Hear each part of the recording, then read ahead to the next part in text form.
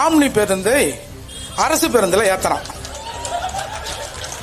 எப்பா அதுக்கு எத்தனை பேர் அந்த ஆம்னி பேருந்து கோச்சிக்கினாங்களோ பரவாயில்ல, அது எங்க 2 பேருக்குமான பிரச்சனை. இவனுவ திராவிடம்னா இப்ப ஆம்னி பேருந்து தான் போல இருக்குது. நாங்க என்ன வச்சிருக்கிறோம், நீங்க வெறுங்கரண்டி வச்சிருக்கீங்க, எப்படி ஒன்னாலும் ஆட்டுவீங்கன்றான். சரி, நாங்க எண்ணெயோடு எப்படி ஆட்டுறன்றத இந்த ஈரோடு இடைத்தேர்தலில் ஜெயிச்சு சட்டமன்றத்தில் காட்டுறோம். இந்தியாவில் இருக்கிற மிகப்பெரிய தலைவர்கள் கிட்ட எல்லாம் சண்டை போட்டு இந்த சமூகத்தில் இருக்கிற அடித்தட்டு மக்களும் ஓட்டு போட வேண்டும் என்ற அந்த உரிமையை வாங்கி கொடுத்தவர் புரட்சியாளர் அம்பேத்கர். அப்படி வாங்கி கொடுத்த உரிமையை கேவலம் 200 ரூபாய்க்கு விற்கிறான். எல்லாரும் ஒரே ஒரு அரசியல்வாதி தான் எதிர்பார்த்து கொண்டிருக்கிறான். சீமான் என்ன பண்றார், சீமா என்ன பண்றார், சீமா என்ன பண்றார், சீமா எங்க போனா காலையில இட்லி தின்னாரா, மத்தியானம் பூரி தின்னாரா, அது எப்படியா பூரி என்பது வட இந்திய உணவு, தமிழ் தேசியம் பேசுகிற சீமான் எப்படியா பூரியை தின்னாரு அப்படின்னு அதை பேசுவதற்கு ஒரு கூட்டம் இருக்கு. இந்த சீமான் அவர்கள் தான் தமிழ் இனத்தின் கடைசி ஆயுதம். இந்த ஆயுதத்தையும் நாம் இழந்து விட்டால் வாழ்க்கையே முடிஞ்சிடும். இவனுக்கு தேவைன்னு சொன்னா திராவிடன்றான், தேவன்னா தமிழர்கள் என்றான். கடல்ல தூக்கி போட்டா கட்டுமரமா வருவன் போது தமிழர்களே என்று சொல்கிற கருணாநிதி திராவிடர்களே திராவிடர்களே சொல்லணும்ல, ஏன்னா திராவிடர்ல விரல் விட்டு எண்ணிடலாம். இன்றைக்கு தமிழக அமைச்சர்களை பாருங்க, ஒரு 9 பேர் இருக்க அமைச்சர். எதுக்கு 9 பேரு? ஒரு அமைச்சர் சொல்றாரு, நீ இன்னும் ரெட்டியாரோட பையன் சொன்னா அரசு வேலையை போட்டு கொடுத்துருவாரு, நீ கூட அதை வெளிப்படையா சொல்ற தெரியுமா? அதை கேட்டுக்கொண்டு நாங்க சும்மா இருக்கிறோம் தெரியுமா? அதுதான்டா பிரச்சனை. அது ஒரு மலம் என்று எங்களுக்கு தெரியும், அந்த மலத்தை நோண்டக்கூடாது என்று எங்களுக்கு தெரியும். அந்த மலத்தை மிக்சியில போட்டு மோரை ஊத்தி அடிச்சு நீங்க தானே கொடுக்குறீங்க, நாங்களா இல்லையே. எங்களை பார்த்து ஏன்டா நீங்க திருடுன்றீங்க, எங்களை பார்த்து திருடுன்றீங்க, வேற யாரை தான் பார்த்து சொல்றது? ஐயா உங்களையே நாங்க திருடன்னு சொல்லலாம். அந்த வார்த்தையை தமிழ்ல இருந்து நாங்க எடுத்து என்னையா 30,000 கோடி எங்க வைக்கிறதுன்னு தெரியலன்றான். ஒரு 10 ரூபாய் பாக்கெட்ல இருந்து கீழே விழுந்துட்டா ஐயோ தொலைஞ்சு போச்சுன்னு தேடுறான். பிள்ளைக்கு ஒரு பிஸ்கட் வாங்கி கொடுத்துருக்கலாமே அப்படின்ற சமூகம் இன்றைக்கு தமிழகத்துல இருந்து கொண்டு இருக்கிற போது 300 கோடின்றான், 4 கோடி வாட்சிங்கிறான், 5 கோடி வாட்சிங்கிறான். என்ன 5 கோடி வாட்சினா ரிவர்ஸ்லயே காட்ட போகுது. இன்றைக்கு தமிழ் தேசியம், தமிழர் அரசியல், தமிழர் நலன் யார் பேசினாலும் அவர்களை குறிவைத்து தாக்குவதற்கு இங்கே ஒரு வடுக கும்பல் திராவிடம் என்ற பெயரால் இங்கே தயாராகி கொண்டிருக்கிறது என்பதை தமிழர்கள் புரிந்து கொள்ள வேண்டும். இன்றைக்கு ஜனவரி 31 இன்று வரலாற்றில் ஒரு சிறப்பு மிக்க நாள். இந்த கூட்டத்தில் யாராவது ஒரு 80 வயதை கடந்திருந்தவர் இருந்தார், அவர்களுக்கு தெரியும். ஏன் என்று சொன்னால் 48 ஆண்டுகளுக்கு முன்னால் 31/1/1976 ஊழல் செய்த பெருமகனார் என்பதற்காக திமுக ஆட்சி கலைக்கப்பட்ட நாள் இந்த நாள். இது ஒரு வரலாற்று சிறப்பு மிக்க நாள். இந்த நாளில் ஈரோட்ல ஓட்டு கேட்டு நிக்கிறோம். இப்போ ஏன் சீமானுக்கு ஓட்டு போடணும்? காசை கொடுக்கறான், வாங்கினு எவ்வளவு காசு கொடுத்தாங்களோ அதற்கேத்த மாதிரி ஓட்டு போட வேண்டியது தானே. ஏன் சீமானுக்கு ஓட்டு போடுறோம்? அதுக்கு தான் இந்த கூட்டங்களை நடத்தி கொண்டு நாம ஊரூரா தெரிகிறாரு அண்ணன். இன்றைக்கு தமிழ் தேசியத்தின் தவ புதல்வன் அப்படி என்று போற்றப்படுகிற சீமான் இன்றைக்கு வீதியில் இறங்கி தமிழ்நாட்டை காப்பாற்றணும். குறிப்பா சொல்ல போனா இவெல்லாம் சீமான் பிரிவினைவாதம் பேசுகிறார் என்று சொல்றாங்க. ஒட்டுமொத்த தமிழ்நாட்டை காப்பதற்கு தமிழ்நாட்டில் இருக்கிற தமிழர் அல்லாதவர்கள் யாராக இருந்தாலும் தமிழ்நாட்டில் செழிப்பாக வாழ வேண்டும், இந்த மண்ணின் அரசியலும் மக்களின் அரசியலும் பேசுவர் தான் சீமா. இப்போ திமுக அரசு நல்லா தான் ஆட்சி பண்ணுதுன்னு வைங்களேன். ஒண்ணும் இந்த ஈரோடு கிழக்கு இடைத்தேர்தலில் திமுக தோற்றால் ஆட்சி களைய போவதில்லை, அப்படித்தானே?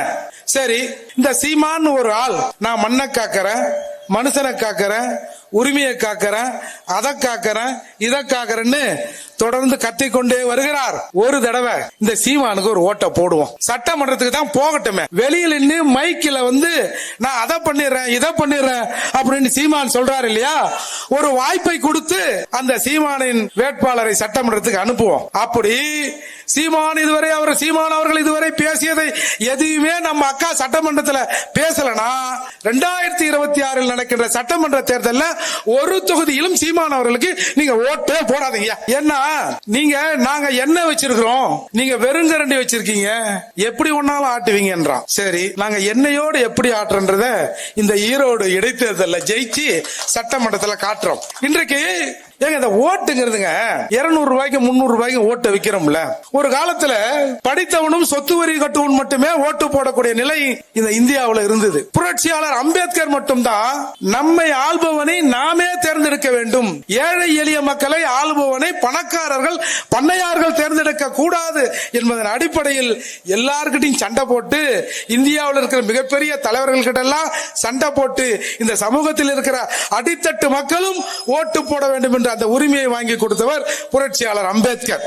அப்படி வாங்கி கொடுத்த உரிமையை கேவலம் 200 ரூபாய்க்கு விற்கிறான். என்னை பொறுத்தவரை ஓட்டு என்பது நம்ம மகளை போல இல்ல, நம்ம மனைவியை போல கூட இல்ல. ஓட்டு என்பது நம்ம அம்மாவை மாதிரி. ஒரு பெத்த தாய கண்டவனுக்கு ஒரு 200க்கும் 300க்கும் விற்கிற நிலையில தமிழக மக்கள் இருப்பதால் தான் ஏன் பொங்கலுக்கு காசு தரல. பொங்கலுக்கு காசு தராது நல்லதுதான், நானும் அதை வரவேற்கிறேன். ஏன்னு சொன்னால் தமிழோட பண்டிகை அது, முதன்மையான பண்டிகையா. இந்த பண்டிகைக்கு நான் போய் ஒருத்தங்கிட்ட பிச்சை எடுக்கிறேன், என் வீட்டுல பொங்கல் வைக்கணும், வெள்ளத்தை கொடு, சர்க்கரையை கொடு, கரும்பை கொடுன்னு. அப்படி பிச்சை எடுக்கிற போது நீங்க பெசன்ட் நகர், அடையாறு, அண்ணா நகர் இந்த மாதிரி பகுதிகளில் ஏழ்மையாக இருக்கிற இடத்துல ஒரு சைக்கிள்ல போய் அந்த பொங்க பையன் வாங்கி கொண்டு அந்த கரும்பு சைக்கிள்ல கட்டுறான். ஏங்க 20 லட்ச ரூபா 30 லட்ச ரூபா காரை எடுத்துன்னு வந்து ரேஷன் கடையில் நிப்பாட்டிட்டு கரும்பை வாங்கி அந்த கரும்பு காருக்குள்ள போகலன்னு உடைச்சி சொருகிற நிலையில் தமிழகத்தில் இருக்கிற மக்களை இன்றைக்கு இந்த திராவிட இயக்கங்கள் மாற்றி இருக்கிறது. அதால அவங்க காசு தரல. அப்போ அமைச்சர் பெருமக்கள் என்ன சொல்றாங்க, இந்த தடவை ஏன் காசு தரல, இல்ல அடுத்த தடவை தேர்தல் வரப்போதில்லை சேர்த்து கொடுத்துருவோம். அப்போ இந்த மக்கள் தங்கள் தாயை விற்பதற்கு இவர்கள் தயாராக இருக்கிறார்கள், இவர்கள் ஒட்டுமொத்த தாய்களையும் நாங்கள் விலை கொடுத்து வாங்குவோம்னு அவன் அவ்வளவு கேவலமா நம்மள நினைத்துக் கொண்டிருக்கிறார். எனவே இந்த தடவை ஒரு தடவை அண்ணன் சீமான் அவர்களுக்கு இந்த இடைத்தேர்தலில் ஓட்டை போட்டு சட்டமன்றத்துக்கு அனுப்புங்க. அண்ணன் என்னத்தான் கதை வெளியில சொல்றாரோ அதை போய் சட்டமன்றத்தில் அவர்களை எம்எல்ஏ செய்யறாங்களான்னு பாருங்க. இன்றைக்கு பல நெருக்கடிகள், எல்லாரும் ஒரே ஒரு அரசியல்வாதி தான் எதிர்பார்த்து கொண்டிருக்கிறான். சீமான் என்ன பண்றார், சீமா என்ன பண்றார், சீமா என்ன பண்றார், சீமா எங்க போனா காலையில இட்லி தின்னாரா, மத்தியானம் பூரி தின்னாரா, அது எப்படியா பூரி என்பது வட இந்திய உணவு, தமிழ் தேசியம் பேசுகிற சீமான் எப்படா பூரியை தின்னாரு அப்படின்னு அதை பேசுவதற்கு ஒரு கூட்டம் இருக்கு. இன்றைக்கு நம்ம ஒரு பெரியார் சர்ச்சை, அது நாம இந்த சமயத்தில் தேவையில்லாத சர்ச்சை தான். ஆனா அவர்களுக்கு தெரியும் சீமான் இயல்பாக உணர்ச்சிவசப்படக்கூடியவர் என்பது அவங்களுக்கு தெரியும். அதை வச்சுதான் இவனுக்கு கூட கூலிக்கு மாரடிக்கிற ஒரு கும்பல் ஒண்ணு இருக்கு. அந்த கும்பலை வைத்து அண்ணன் சீமான் அவர்கள் ஏதோ பாரதியார் விழாவில் என்னமோ பெரியாரை பத்தி பேசிட்டாரு, ஈவாரை பத்தி பேசிட்டாரு. இப்பதானா பேசுறாரு, எப்போதும் தான் பேசி கொண்டு இருக்கிறார். ஆனா இவனுக்கு ஒரு 5-6 பேரை வச்சு அண்ணனை கண்ணாமணன் திட்ட வைக்கிறது. இதை கேட்ட இந்த மனுஷன் இயல்பா கண்ணாமணன் அவரும் பேசிட்டாரு. இது இவர்கள் வேண்டுமென்றே திட்டமிட்டு ஈவேராவை பேச வேண்டும். ஏன்னா இன்றைக்கு தமிழகத்தில் ஈவேராவை எவன் முதலில் செருப்பால் அடிச்சான்னு சொன்னா அது எல்லாமே அண்ணாதுரையில் ஆரம்பித்து திமுக காரர்கள் செஞ்சதுதான். இன்றைக்கு ஈவேராவை பத்தி பேசுகிறவர்கள் யாரும் சொந்தமா யோசித்தெல்லாம் பேசுறது இல்ல. அந்த காலத்துல அண்ணாதுரை என்ன பேசினார், திமுக என்ன பேசியது, அதைத்தான் நாம இன்னைக்கு பேசிக் கொண்டிருக்கிறோம். எனவே நம்ம இந்த தேர்தல் பிரச்சாரத்துல ஈரோட்டு கேரவனை பத்தி நம்ம அப்புறம் கூட பேசிக்கலாம். ஏன் நாம சீமானுக்கு ஓட்டு போடணும்? நாம யாருக்கும் எதிரானவர்கள் இல்ல. இந்த சீமான் அவர்கள் பேசுகிற இந்த மண்ணுக்கான அரசியல் இந்த மண்ணில் இருக்கிற எல்லா சமூக மக்களுக்கும் எல்லா இன மக்களுக்கும் சேர்ந்து தான். நாம யாரையும் மத்த ஸ்டேட் மாதிரி நாங்க மட்டும் தான் இங்க இருப்போம், நீங்க எல்லாம் போங்க, உங்களை விரட்டி விடுவோம் என்றெல்லாம் யாரும் இங்கே சொல்லவில்லை. இந்த மண்ணை காத்து அடுத்த தலைமுறைக்கு கொடுக்க வேண்டிய பொறுப்பு நமக்கு இருக்கிறது என்று தான் செந்தமன் சீமான் அவர்கள் தொடர்ந்து பேசிக்கொண்டே இருக்கிறார். எனவே ஒரே ஒரு முறை ஒரு வாய்ப்பை அண்ணனுக்கு தாருங்கள். அண்ணன் சும்மா சொல்றாருல்ல, என்னன்னோ நான் அதை பண்ணுவேன் இதை பண்ணுவேன்னு. அண்ணனுடைய எம்எல்ஏ சட்டமன்றத்தில் என்ன பண்றாங்கன்னு தமிழகத்தில் இருக்கிற மக்கள் பாருங்க. ஒரு சட்டமன்ற உறுப்பினர் என்று சொன்னால் எப்படி இருக்க வேண்டும் என்பதை நம்முடைய சீதா லட்சுமி அவர்கள் நிச்சயமாக நிரூபிப்பார். எனவே இங்க பாருங்க, இந்த தடவை நீங்க திமுகவுக்கு ஓட்டு போட்டு ஜெயிச்சு இன்னொருத்தர போய் கொள்ளடிக்க தானே விட போறீங்க. கொள்கையை பேசுவதற்கு, தமிழ்நாட்டை பேசுவதற்கு, தமிழக மக்களை பத்தி பேசுவதற்கு, எங்களின் நிலையை பத்தி பேசுவதற்கு, எங்களுக்கு அடுத்த இளைய தலைமுறையை பத்தி பேசுவதற்கு ஒரு வாய்ப்பு அளித்து இந்த வேட்பாளரை நீங்க கண்டிப்பா ஜெயிக்க வைக்கணும். அப்படி இல்லைன்னு வச்சுங்க பாருங்க, இந்த சீமான் அவர்கள் தான் தமிழ் இனத்தின் கடைசி ஆயுதம். இந்த ஆயுதத்தையும் நாம் இழந்து விட்டால் வாழ்க்கையே முடிஞ்சிடும். அதால தயவு செய்து கொஞ்சம் சிந்திச்சு பாருங்க. இன்றைக்கு வேண்டும்னே அதை சொல்லிட்டார் இதை சொல்லிட்டாருன்றதெல்லாம் உங்களுக்கு பிரச்சனை இல்ல. இப்ப எல்லாரும் ஈவே ராமசாமி பத்தி பேசுறாங்க. என்னை பொறுத்தவரை அது நம்ம பேச வேண்டிய அவசியமே இல்ல. ஈவே ராமசாமி திட்டினாலும் உங்களுக்கு ஒன்னும் பிரச்சனை இல்ல. ஆனால் ஈவே ராமசாமியை திட்டுகிற அதே நேரத்தில் திராவிடம் தமிழ் இனத்திற்கு எதிராக இருந்திருக்கிறது. திராவிடம் என்ற பெயரால் இங்கே தமிழர்களை இவர்கள் பிரித்திருக்கிறார்கள். எனவே இந்த திராவிடத்தை விலக்கி வைத்துவிட்டு தமிழரெல்லாம் நாம் ஒன்றாக இணைய வேண்டும் என்ற ஒரு சிந்தனை இன்றைக்கு எழுந்திருக்கிறது. அந்த சிந்தனை அடுத்து இவர்களை ஆட்சியில் அமர விடாது என்பதற்காக தான் இவன் பெரியாரை தூக்கி வர. பெரியாருக்கும் இவனுக்கெல்லாம் ஒண்ணுமே இல்ல. இப்ப அண்ணன் சீமான் அவர்கள் பேசுவதெல்லாம் இவர்கள் பேசியதுல 10ல் 1 பேசிருப்பாரான்றதே சந்தேகம் தான். என்னை தெரிஞ்ச வரைக்கும் ஒரு 1/2% தான் அண்ணன் பேசுறாங்க. மற்றவங்க ஒரு 1/4% அங்க இங்க பேசுறோம். எனவே திராவிடம் என்ற பெயரால் தமிழகத்திலே தமிழர்களை ஏமாற்றிக் கொண்டு இங்கே ஒரு சின்ன கூட்டம் எனக்கு என்ன வருத்தம்னா, எங்களை ஒரு பெரிய கூட்டம் ஏமாத்தினா கூட சந்தோஷம் தான். நம்மளோட பெரிய கூட்டம் அவர்கள் ஓட்டை வைத்துக் கொண்டு இருக்கிறார்கள். அவங்க ஏமாத்துறான்னா கூட நாம அதை ஒரு புரிஞ்சுக்கலாம். ஆனால் மைக்ரோஸ்கோப் கம்யூனிட்டியாக இருக்கிற ஒரு கூட்டம் தொடர்ந்து பெரும்பான்மையாக இருக்கிற தமிழர்களை ஏமாத்தி கொண்டிருக்கிறது. இவனுக்கு தேவைன்னு சொன்னா திராவிடன்றான், தேவைன்னா தமிழர்கள் என்றான். கடல்ல தூக்கி போட்டா கட்டுமரமா வருவன்னு போது தமிழர்களே என்று சொல்கிற கருணாநிதி திராவிடர்களே சொல்லணும்ல. ஏன்னா திராவிடர்ல விரல் விட்டு எண்ணிடலாம். இந்த பயல்வார் நம்ம கடலோட விட்டுருவானுவ. அதால தமிழர்கள் நம்மை காப்பாற்றுவார்கள் என்பதற்காகத்தான் தமிழர்களே என்னை கடல்ல தூக்கி போட்டாலும் நான் கட்டுமரமா வருவேன்னு சொல்றாரு. இதை நம்முடைய தமிழர்கள் புரிந்து கொள்ளணும். இது கடைசி வாய்ப்பு. இந்த வாய்ப்பையும் நாம் இழந்து விட்டால் அண்ணன் பூவை மூர்த்தி அவர்கள் ஒன்றை சொல்வார். இந்த தலைமுறை நாம் தெரிந்து கொண்டிருக்கிறோம், அறிந்து கொண்டிருக்கிறோம். இந்த தலைமுறையே இந்த சாதிய ஏற்றத்தாழ்வுகளை அழித்தொழிக்க வேண்டும். அப்படி இல்லை என்று சொன்னால் நமக்கு அடுத்து வருகிற சமூகம் இதை விட மொக்கையாக இருந்தால் நாம என்ன செய்து, அதால இந்த தலைமுறையே போராடக்கூடிய தலைமுறை, இந்த தலைமுறையே போராட்டத்தில் நாம் ஈடுபட்டு வென்றாக வேண்டும் என்று அண்ணன் பூவை மூர்த்தி அவர்கள் சொல்வார். அதைத்தான் அண்ணனும் சொல்றாரு. எப்பா நாங்க இங்க இருக்கிறோம், இப்ப ஒரு 5-6 பேர் இந்த நாட்டுல கத்தின்னு இருக்கிறோம், கொஞ்சம் பார்த்து செய்யுங்க. அப்படி இல்லைன்னா நாளைக்கு என்றைக்கு இப்ப எல்லாரும் இடஒதுக்கீடுனா எஸ்சி எல்லாம் இடஒதுக்கீடு கேட்கறான்னு சொல்லுவாங்க இல்லையா, இந்த நிலை நீடிச்சதுன்னா ஏங்க நாங்க தமிழர்லாம் இவ்வளவு இருக்கிறோங்க, கொஞ்சம் பார்த்து ஒரு 5-6% எங்களுக்கு கொடுத்தாதான் என்னங்க அப்படின்ற நிலை தமிழகத்துல வரும்டா, வரும், நிச்சயமா வரும். ஏன்னா இன்றைக்கு தமிழக அமைச்சர்களை பாருங்க, ஒரு 9 பேர் இருக்கான் அமைச்சர். எதுக்கு 9 பேரு? ஒரு அமைச்சர் சொல்றாரு, நீ இன்னும் ரெட்டியாரோட பையன்னு சொன்னா அரசு வேலையை போட்டு கொடுத்துருவாரு. நீ கூட அதை வெளிப்படையா சொல்ற தெரியுமா? அதை கேட்டுக்கொண்டு நாங்க சும்மா இருக்கிறோம் தெரியுமா? அதுதான்டா பிரச்சனை. இங்க யாரும் உங்களை வாழ வேணான்னு சொல்லல. அண்ணன் சொல்ற மாதிரி எங்களை ஆளாதீங்கடா, உங்களை சேர்த்து நாங்க ஆள்றோம். எங்கள் ஆட்சியில் ஏதாவது குறை இருந்தால் நேரடியாக உங்களுக்கு உரிமை இருக்கிறது அண்ணன் சொல்வதற்கு, ஆட்சியாளரிடம் சொல்வதற்கு. போதும், ஏமாத்துனது போதும். இது எங்க அப்பா காலம்னா பரவாயில்ல. இப்போ என்னைய படிக்க வச்சாருன்னு சொல்றாங்க, அது மாதிரிதான் எங்க அப்பா காலத்துன்னு சொல்லியிருப்பாங்க. எங்க அப்பா சரி இவன் தான் படிக்க வச்சானுங்க போல இருக்குது அப்படின்னு கூட போயிருக்கலாம். நான் சொல்லுவேன், சரி என்னைய படிக்க வச்ச, எங்க அப்பா தனப்பால நீ படிக்க வச்ச, அவங்க அப்பா நடேசனை யார் படிக்க வச்சா, அவங்க அப்பா போரூரான யார் படிக்க வச்சா, என் குடும்பத்துல நான் எனக்கு தெரிஞ்சு நான் 4வது தலைமுறை படித்திருக்கிறேன். என்னடா இது 44க்கு பின்னாடி கட்சி ஆரம்பிச்சுட்டு கதை விட்டுறீங்க, நாங்க அதை கேட்டுன்னு இருக்கிறோம். நாங்க தேவையில்லாம அதை சீண்ட வேண்டாம், அது தெரியும், அது ஒரு மலம் என்று எங்களுக்கு தெரியும், அந்த மலத்தை நோண்டக்கூடாது என்று எங்களுக்கு தெரியும்.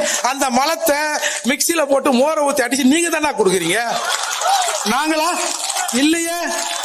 நாங்க எந்த காலத்திலும் ஈவே ராமசாமியை போய் அந்த செத்த பிணத்தை தோண்டி திரும்ப ரீபோஸ்ட்மார்டம் பண்ணி அது எப்படி செத்தது ஏதா செத்தது என்ற கவலை எங்களுக்கு இல்ல. மீண்டும் மீண்டும் எங்கள் மீது நீங்கள் திணிக்கிறீங்க. நாங்க எங்க அப்பா திராவிடன்னு சொன்னா போனாரு, அவங்க தாத்தா கூட கொஞ்சம் இறுதி காலத்துல போயிருக்கலாம். ஆனால் நாங்க எப்பா எங்களை திராவிடன்னு சொல்லாதீங்கப்பா, எங்களுக்கு தமிழன் ஒரு அடையாளம் இருக்கு, அந்த அடையாளத்தோடு நாங்கள் வாழ்கிறோம் என்று சொல்றோம் பத்தியா, அதுதான்டா சீமானின் அரசியல். நான் அடிக்கடி சொல்வேன், சீமான் அரசியல். அண்ணன் இன்னைக்கு பேசுறாரு, அண்ணன் எதுலதான் இருக்காரு, அண்ணன் கூட கொஞ்சம் நாளைக்கு மாத்தி பேசினாரு கூட வச்சுங்க. சீமானின் பின்னால் இருக்கிற கூட்டம் அந்த அரசியலை சரியாக கொண்டு போவோம். அதுதான் இவங்களுக்கு பிரச்சனையே. இந்த அரசியல் சீமானோடு முடிஞ்சுட்டா, சீமானை ஏதாவது பேசி கீசி இருங்கண்ணே பாத்துக்கலாண்ணே அப்படின்னு சொல்லி கூட ஏதாவது பண்ணலான்னு பார்த்தா பின்னாடி இருக்கிறவன் அடங்க மாட்டான் போல இருக்குது. சொல்ல போனால் இந்த அரசுக்கு நமக்கெல்லாம் அண்ணன் ஒரு வகையில துரோகம் பண்றாரு. அண்ணன் இந்த கட்டுப்படுத்தலைன்னா இவனுங்க அசிங்கப்பட்டு போயிடுவாங்க. அண்ணன் ஒரு தலைவர் என்ற முறையில் இந்த இயக்கத்தை, நாம் தமிழர்களை, பொதுவாக தமிழர்களை ஒரு ஒழுங்கான சீரோடு நடத்த வேண்டும் என்று இவர்களை கட்டுப்படுத்தி வைத்துக் கொண்டிருக்கிறார். அப்படி இல்லைன்னா 36 லட்சம் பேரும் ஒவ்வொரு மூலையில் இன்று பேசினார்கள் என்று சொன்னால் திராவிடத்தின் பெயரால் எவனாவது தெருவிலே நடமாட முடியுமா? என்னது இது? எனவே தமிழர்கள் அவன் சரியா இருக்கிறான், மெட்ராஸ் பக்கம் ஓடி போய் சுப்பிரமணியங்கிறவன் கண்ணன்னு ஏதோ கடையை வச்சு பொழப்பு நடத்துவான். அந்த மாதிரி இவங்க என்னவோ திராவிடம்னு சொல்லி சொல்லி சொல்லி திருட்டு பயல்க மாதிரி, நம்ம திருடன்னு சொல்லல, திருட்டு பய பேரை மாத்துவோம், அத மாதிரி இவர்கள் பேரை மாற்றி வைத்துக் கொண்டிருக்கிறார்கள். அதனால் இவர்கள் திருடராக இருப்பார்களோ என்று இன்றைக்கு ஒரு இளைய தலைமுறை பேசுது. எங்களை பார்த்து ஏன்டா நீங்க திருடன்றீங்க, எங்களை பார்த்து திருடன்றீங்க, வேற யாரை தான் பார்த்து சொல்றது? ஐயா, உங்களையே நாங்க திருடன்னு சொல்லலாம். யோ, அந்த வார்த்தையை தமிழ்ல இருந்து நாங்க எடுத்து என்னையா, அதுக்கப்புறம் நாங்க யாரை பார்த்து சொல்லுவோம்? சும்மா ஒரு அண்டா திருடுறவன், ஒரு குண்டா திருடுறவன், ஒரு கள்ளப்பருப்பி திருடுறவன், டீ கடைக்கு போனா 2 போண்டா எடுத்து திருடுறான அவனையா நம்ம சொல்லுவோம்?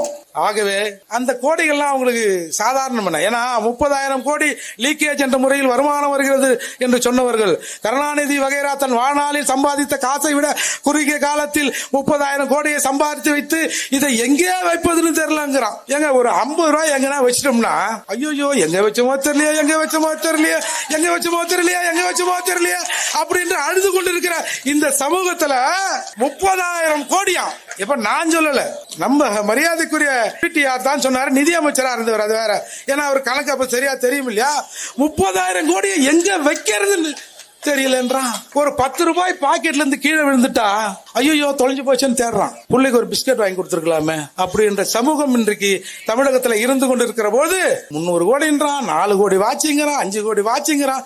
என்ன 5 கோடி வாட்சினா ரிவர்ஸ்லயே காட்ட போகுது? இல்ல வாட்சே டைம் அண்ணா இந்த டைம் நல்ல டைம் தானே அப்படியா சொல்ல போகுது?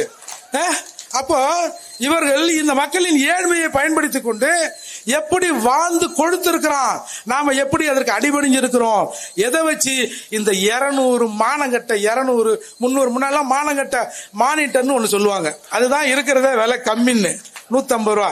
இப்ப ஏதோ ஸ்டாரு அது இது வீரன் பாருங்க, தமிழனை மொக்கையாக்குறதுக்கு இவன் விட்றான் பாருங்க சரக்கு பேர வீரன்.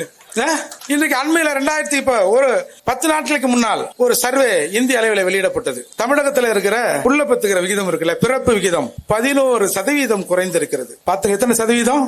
11% தமிழர்கள் பெட்டையாகி இருக்கிறார்கள். இது என்ன குழந்தை பெத்துக்கிற, இது பெட்டையாகி மொக்கையாகி இருக்கான். இந்த நிலை இப்படியே நீடித்தால் இந்த 11 22 ஆகும், 32 ஆகும், 42 ஆகும். அப்புறம் சிறுபான்மை தமிழர்களுக்கு இடஒதுக்கீடு வேண்டும் என்று ஒரு போராட்டத்தை முன்னெடுக்க இருக்கிறோம். எங்காவது எந்த ஊரிலாவது தமிழர்கள் இருந்தால் உடனடியாக இந்த எண்ணுக்கு தொடர்பு கொள்ளுங்கள்.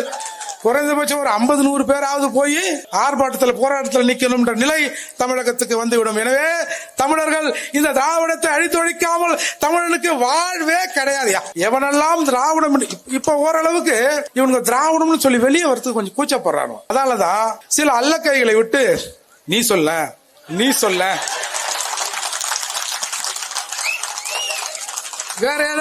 வேற யாராவது பேசிட்டா ஒண்ணு இல்ல. நானு அண்ணன் வீட்டு முன்னாடி போராட்டம் பண்ணாங்க, நாங்களும் என்னமோ நினைச்சேன். கடைசியில் அண்ணன் சொன்னாரு, ஏப்பா முடிவெட்ட கடை முன்னாடி மயிரோட்ட கடை முன்னாடி போய் இவங்க மயிரை காட்டி நின்று இருக்கானுவா அப்படின்னு.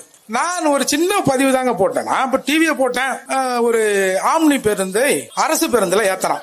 அதுக்கு எத்தனை பேர் அந்த ஆம்னி பேருந்து கோச்சிக்கினாங்களோ பரவாயில்ல, அது எங்க 2 பேருக்குமான பிரச்சனை. இவனுவ திராவிடம்னா இப்ப ஆம்னி பேருந்து தான் போல இருக்குது. உடனே திராவிடத்தின் பேரால் கிட்டத்தட்ட ஒரு 50-100 பேர் அசிங்கமா போடுறான். நமக்கு தெரிஞ்ச ஒரு காவல்துறை அதிகாரி, ஏங்க அந்த பதிவை கொஞ்சம் எடுத்துருங்க, ரொம்ப கேவலமா வந்து புளிய மரத்துக்கு பேட்டரி அடிச்சாங்களா, எங்க வீட்டுல இருக்கிறவங்க அடிச்சாங்களா, அதா இதா அப்படி இப்படி கண்ணாமன்னு போறேன். நான் சொன்னேன், கதறட்டுங்க, இவ்வளவு நாள் சொகுசாக தமிழர்களை ஏமாத்திக் கொண்டு தமிழிலே வசனம் பேசிக்கொண்டு நாங்கள் எல்லாம் முத்தமிழறிஞ்ச நாங்க தான் தமிழை காக்க வந்தோம்னு சொல்லியிருந்தால, இன்னைக்கு தெருவில் இறங்கி கதறான்ல, அதே பெரும் மகிழ்ச்சி தான். இந்த மகிழ்ச்சி நிச்சயமா அவர்களுக்கு நீடிக்கணும். இங்க பாருங்க, அண்ணன் கூட போட்டு சொன்னாரு, ஏன் நம்ம அண்ணன் அப்படி பேசுறாரு, என்ன பண்ணுவாரு பாவம், பேசித்தானே ஆகணும். ஏன்னா எஜமானர் விசுவாசம்ங்கிறதுங்க.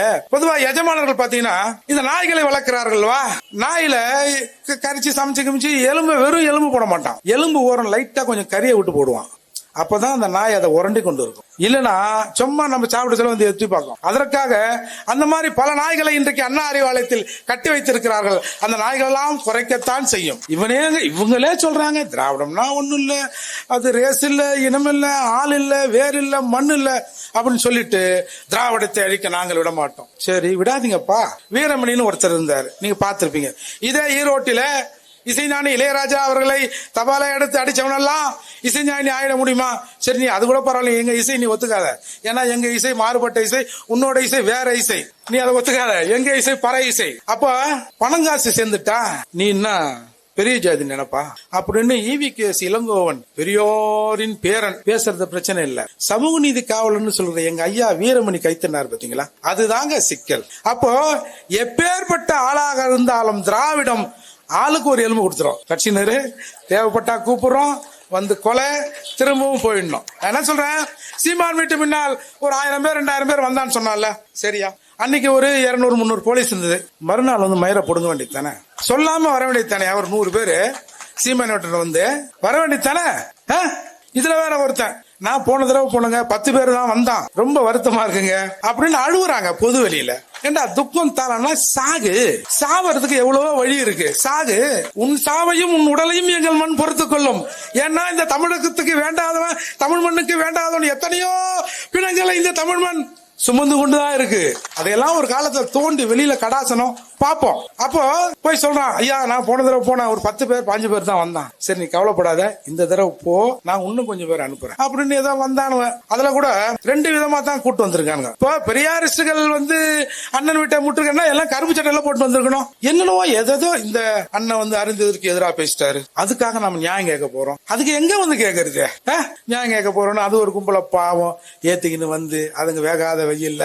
நான் தான் சொன்னேன், எப்பா சீமான் வீட்லயாவது கறியும் பிரியாணியும் சாப்பிடுறான், வெறும் தக்காளி சோறு தை சோறதுக்கு ஏன் இப்படி வந்து போறீங்க அப்படின்னு சொன்னேன்.